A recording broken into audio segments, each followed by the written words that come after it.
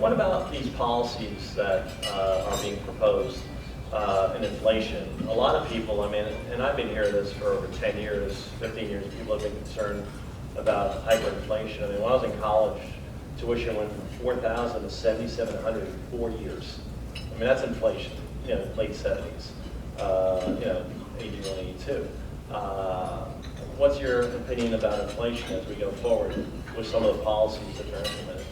Yeah, a personal disclaimer here. I spent my formative years on Wall Street in the 70s, so I am permanently afraid of inflation. So that's a disclaimer because it means I have a bias in my thinking. But we have, in order to combat the financial crisis in 2008, 2009, and in an attempt to stimulate growth and make sure we didn't relapse into recession, the Federal Reserve in the United States has poured literally trillions of dollars into financial markets, liquidity. That is, in most circumstances, inflationary.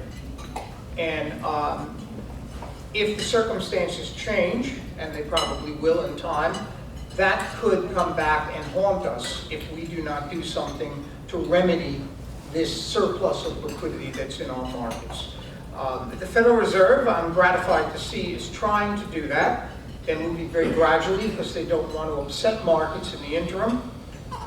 And they could forestall this inflationary effect, but right now it sort of hangs out there. We see no sign of it of late, to date, but it hangs out there as a threat to our markets and our economy if policymakers don't adjust in time. And then again, that's a big concern as we go forward because, again, you know, when we look at retirees that retired in the 80s, they're struggling today, not because they're not having enough money, but because of inflation.